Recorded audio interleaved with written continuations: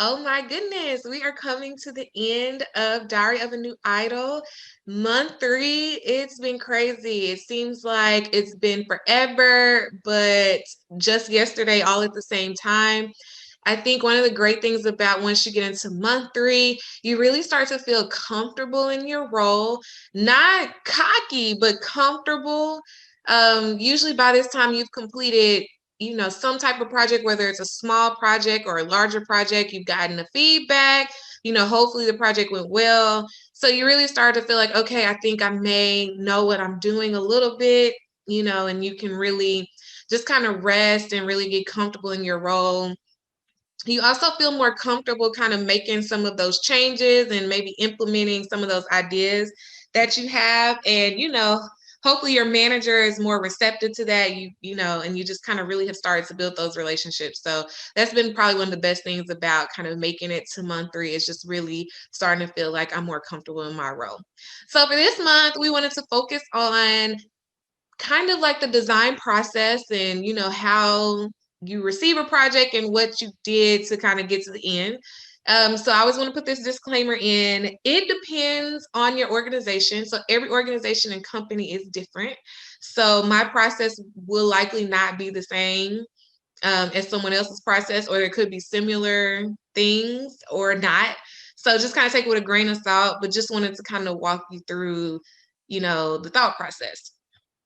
So in my organization, it's considered a mid-sized company. So it's not a large organization. So one of the highlights of that is we already pretty much have defined subject matter experts per department. So a lot of people like kind of being that liaison between the learning team and upper management, because it also gives them a little bit more exposure as well. So we do have those people that are usually pretty responsive. They make sure that they get you what you need, which is very, very helpful, because a lot of people and a lot of organizations unfortunately don't have that. So that is one of the really good things about where I work, is that's already kind of in place. So that does take a little bit of the difficult aspect out of it when you're dealing with SMEs. So my manager is the main one that takes in all the projects or get like the proposals for any of our instructional design needs, and he will filter it out to us. And once we get the project, it's up to us to kind of set the meeting, storyboard, create, and all of that. We just don't have to take in the project. We just get assigned and we go from there. And we know that it's been vetted. So, for example, I received a project that I had to do. And they pretty much determined they wanted a course for it and it's was specifically for leaders to train them quickly on a system that they need to use quite frequently. But we also wanted to go into detail about, why the system is needed, what it's for, and also kind of put in, a few things to kind of stretch their mind a little bit so that they know that this is something that's important. So once I received the project request, I knew who the subject matter expert was. So I set up a meeting with them. We went over the general kind of needs analysis. Why do we need this? Why is it important for leaders to know it? What do we want them to know after they take the course? Kind of what are their objectives? What is it that we want them to be able to do? How are we going to measure that? How do we determine if it's been successful, et cetera, et cetera? Once I got that information, I then went and did kind of my version of a storyboard. We've been doing a lot of development in Rise, because it's rapid development and a lot of things need to happen pretty quickly. And a lot of our employees access a lot of the training on iPads. So it's very important to use Rise for a lot of our courses, just because it's already optimized to fit on tablets. And it just makes it a little bit easier. And a lot of people are used to that format. So we just, kind of keep a lot of our courses in that vein. So once I got the information, I storyboarded. My version of a storyboard, usually for Rise courses, it's easier for me to just outline. And I kind of think of it as in blocks, like, okay, what would I want to put in each, lesson? What would I want to put in each block, and kind of write it out. So I kind of just wrote it out. And then I set up another meeting the following week with the subject matter experts to kind of go over the outline, to make sure we were kind of on the same page as far as the information I pulled out, because she did also send me over a lot of materials. So there were some PowerPoint materials, there were some PDFs, There were videos that I looked through. So I just wanted to make sure that I pulled out the most important information that, she really wants to highlight. So once we went over the storyboard, she kind of signed off on that. Then I went to Rise and started actually kind of putting the course together, designing the course. So I designed the course, kind of put that together. And then I set up another meeting with her so we could kind of go over the review link together, just so she kind of saw my thought process, and what I was thinking. And then after that, she took another look at the course through Review 360 and added in all of the comments that she wanted, additional information, all of that. And then from there, I went in, made the necessary corrections, sent it back to SME to look over again. And there were a few things that she needed to, get to me and add in. And so they looked over it again, they liked it, signed off on it, and then we were ready to go. And then, of course, we were able to upload. And then from there, we had to determine, who needs to get the course and when we wanted to send it out, just to kind of make sure we weren't inundating people with a bunch of training. So that was kind of, the process. We kind of followed a more linear fashion, so maybe a lot more of the adding model, just because, we already pretty much had all the components in place.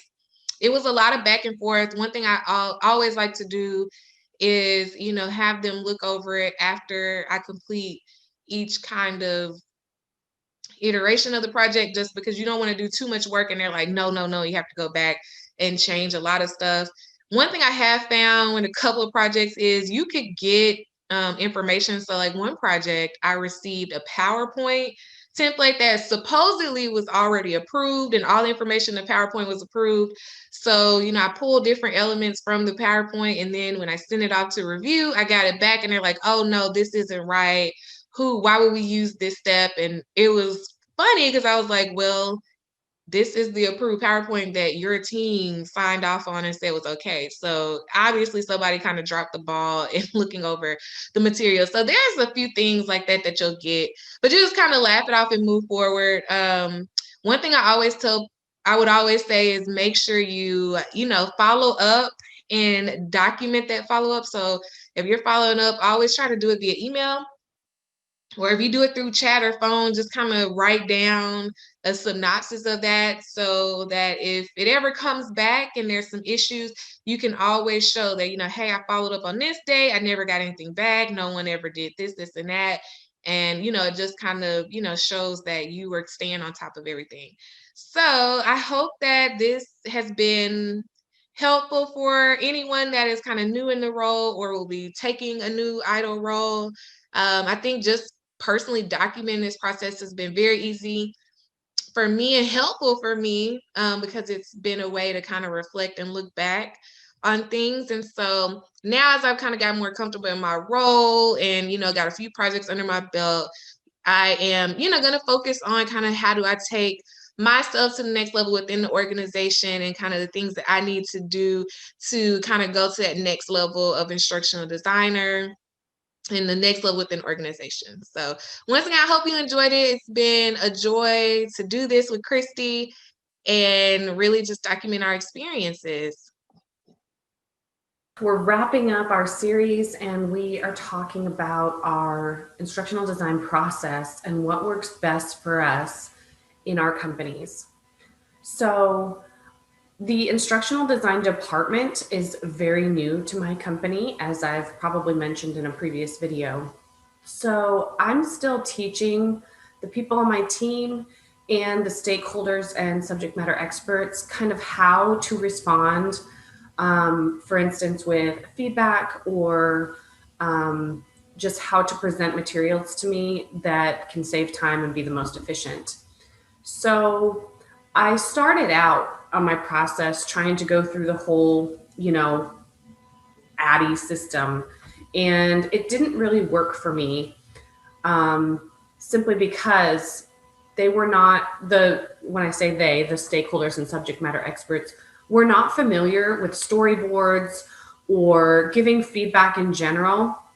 So I would either not get any feedback at all, or the only feedback I would get was, it looks great.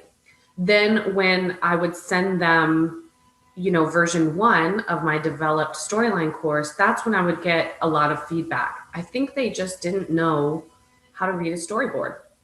So I decided to just skip that process and start, an iterative prototyping system. And it has worked out so much better for me, especially since I have gained a lot closer relationships with most of the subject matter experts or stakeholders that I work with on a regular basis. So they are easier to get a hold of. They now know what I'm making for them, and they are a lot more responsive.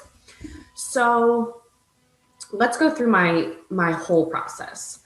So I receive a course assignment, and I had to formulate a document of how I want to receive that, because in the past I was just receiving, here you're going to make they call them TBTs, a technology-based training. You're going to make a TBT about this topic.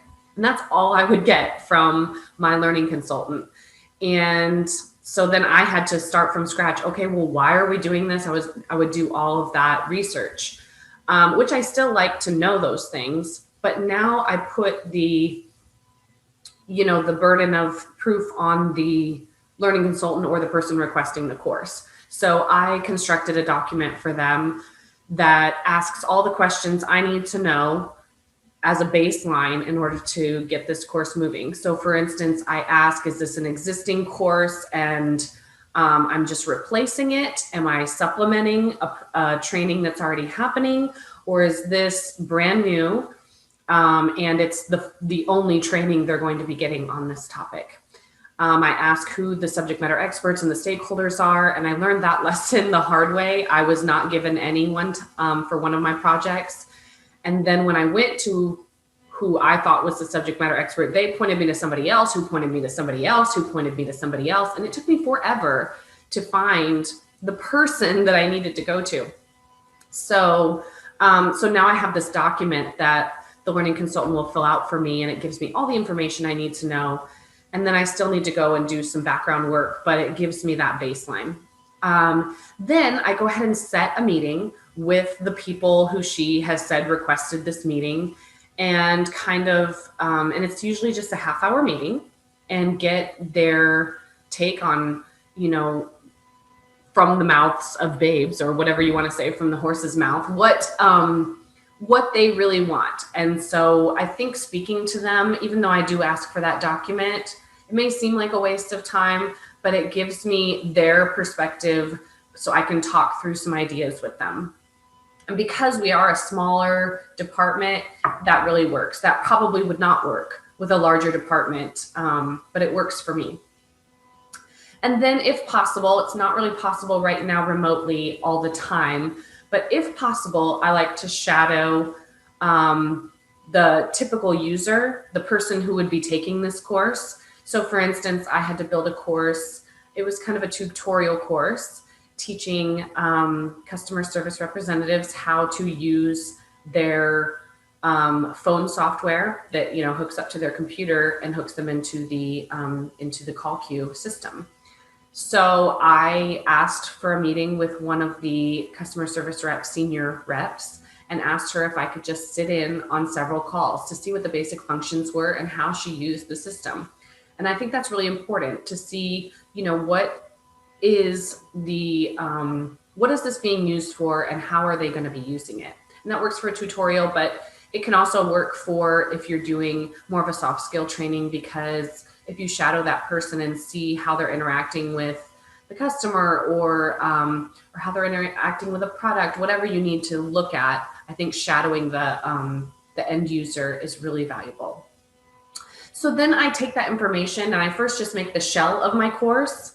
And, that involves like how many scenes I think it's going to have, the overall aesthetic look I want it to have. And then I try to build out one of the core, not necessarily core, but just a sample scene that will give them an idea of what I'm thinking as far as this course goes. And so then I'll either meet with the SME, online in a meeting and show them how to interact with it, or if possible, I'll just send them that scene and ask them, is this kind of what you had in mind? Is this what you want them to be doing to learn this material? And get feedback on that. And usually that just turns into, you know, a small little feedback of like, oh, well, that's not exactly how they interact with it, or that looks great, you know, one way or the other. And then I can move forward and build out version 1 of the course.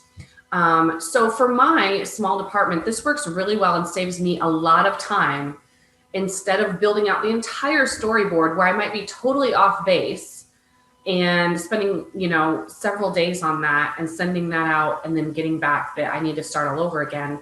I find it a lot easier to spend that several days at least developing the course. And the other reason that works for me is many times, one of the other things I ask for is, are there any materials on this currently? You know, is there a previous e-learning course? Are there documents that are being handed out, or not handed out, but are there? And most of what I've been handed is very outdated, or the feel is old. So recently I was handed an e-learning course that they want me to redo. And even though it was only made last year, it feels like it's probably 10 years old. So that's another reason why this works well, is I can kind of just show them what the feel is going to be for the course I'm making and see if that's how they want it to be. And honestly, this also gets the subject matter expert or the stakeholder really excited about the course usually, because they're like, oh my gosh, this is going to be really cool. And they are much more responsive getting back to me because they know they're helping me get this into the hands of the people they want it for. The other reason why this is really effective is because I'm usually working on several projects at once. Right now, I'm currently working on 3, and they all have time constraints. You know, they want to have this built before the next training group comes in, before the next group of new CSRs come in, or they want it, you know, one of the trainings I had to do was before annual enrollment period, which is now ending, but I had to get it done before then so that they could roll it out then. So to get on it as fast as possible, that's how this process also works for me. If you have any questions, feel free to reach out to me, but that is my process and how it works for me working in our small little L&D department at Aetna SSI.